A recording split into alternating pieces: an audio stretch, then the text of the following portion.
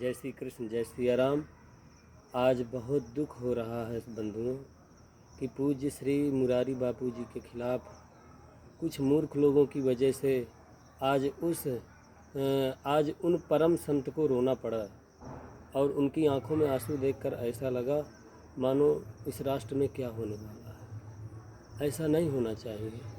पूज्य बापू ने अपने पूरे जीवन काल में जितना राम को सजाया, जितना राम की भक्ति को लोगों के हृदय में बसाया, वो सबको सुनना चाहिए। और कितने लाखों लोगों के हृदय में राम की भक्ति को उन्होंने उत्पन्न किया। ऐसे ही कुछ और महापुरुष हैं, जैसे पूज्य मेरे सदगुरुदेव श्री कृष्णचंद्र शास्त्री श्री ठाकुर जी महाराज ने लोगों के हृदय में कृष्ण की भक्ति की स्थापना की। पूज्य श्री रमेश भाई ओझा जो भागवत के परम विद्वान हैं। पूज्य श्री मलूक पीठ वाले महाराज जी जिन्होंने संतों और गौ माता के लोगों के हृदय में एक नई भक्ति का संदेश दिया है। तो ऐसा नहीं करना चाहिए। ये हमारे राष्ट्र के स्तंभ हैं। पूज्य श्री रमेश भाई ओझा, पूज्य सदगुरुदेव श्री ठाकुर जी महाराज, पूज्य श्री मलूक पीठ वाले श्री राजेंद्र दास जी महाराज, पूज्य श्री तुलसी पीठाधीश्वर श्री जगत गुरु श्री रामभद्राचार्य जी महाराज, ये हमारे राष्ट्र की निधि हैं, राष्ट्र के हमारे स्तंभ हैं। इनसे हमें अपने जीवन में कुछ सीखने को मिलता है। और आज हम उन संत के खिलाफ अभद्र टिप्पणी, अभद्र वीडियो, उनके काट काट के वीडियो फेसबुक में लोग अपलोड कर रहे हैं। जो लोग मूर्ख लोग, उनको ऐसा नहीं करना चाहिए, क्योंकि आप छोटा सा वीडियो काट करके एक संत को बदनाम कर रहे हैं। पहले उस पूरा वीडियो डालो ना कि उस राष्ट्र को, उस भक्तों को उस वीडियो के माध्यम से, उस वक्तव्य के माध्यम से क्या संदेश देना चाहते हैं। आप 1 सेकंड का, 1 मिनट का वीडियो काट कर ऐसे कर रहे हैं। ये बहुत बड़ा पाप है, ये अधर्म है, ऐसा नहीं होना चाहिए। क्या कभी ऐसा किसी संत ने किया? पूज्य श्री मुरारी बापू जी ने तो वहाँ विदेशों में जाकर मुसलमानों को भी राम का भक्त बना दिया, मुस्लिमों को भी राम की सेवा प्रदान कर दी है, और सबने बड़े श्रद्धा और मन से किया।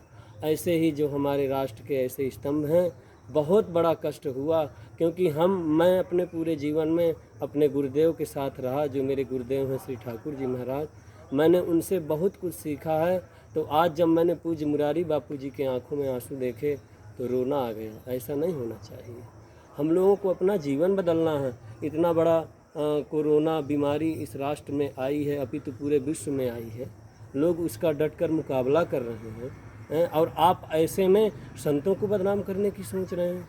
जो पूज्य मुरारी बापू तुलसीदास जी का स्वरूप है इस कलयुग में, उनके खिलाफ आप ऐसी अभद्र बातें लिख रहे हैं और कर रहे हैं, ऐसे कमेंट कर रहे हैं। ऐसा नहीं होना चाहिए। और जो लोग ऐसा कर रहे हैं, या तो वो भक्ति से हीन हैं, या वो राम को जाने नहीं हैं, या वो बापू को समझे नहीं हैं। बापू श्री राम और श्री कृष्ण के अनन्य भक्त हैं, इसमें कोई संदेह नहीं है, और हम सबको उनके साथ में हैं। और मैं तो कहता हूं कि ऐसे लोगों के खिलाफ कार्रवाई होनी चाहिए, जो इतने बड़े संत को, इतने बड़े महापुरुष का इतना अपमान और ऐसी आपत्तिजनक टिप्पणी कर रहे हैं। तो ऐसा नहीं होना चाहिए। ये क्या कभी किसी ने देखा कि जब पूज्य मुरारी बापू जी की कथाएं होती हैं तो कितने लाख लोग वहाँ फ्री भोजन करते हैं?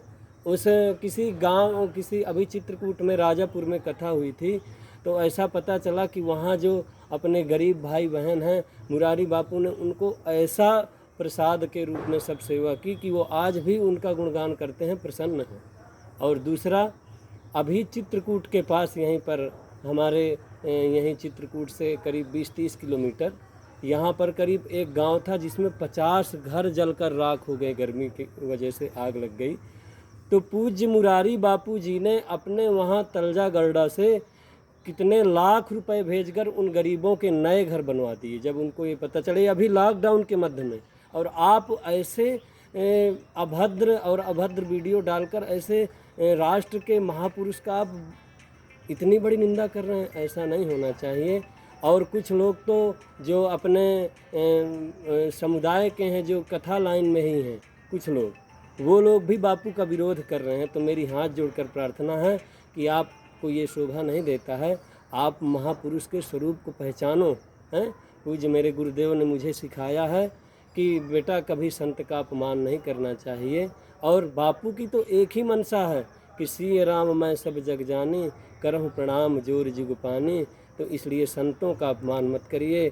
मेरा आपसे हाथ जोड़कर प्रार्थना है। और हमारे राष्ट्र के देखिए युवा भी हैं, जो युवा हमारे राष्ट्र के युवाओं के अंदर जो भक्ति का, राम की, कृष्ण की भक्ति का प्रतिपादन करने में लगे हैं।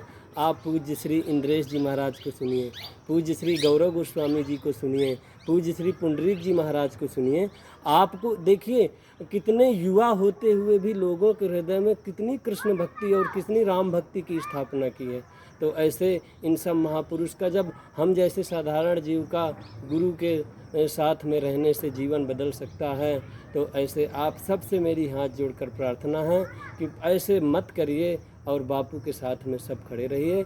जय श्री कृष्ण, जय श्री राम, जय कामतानाथ की।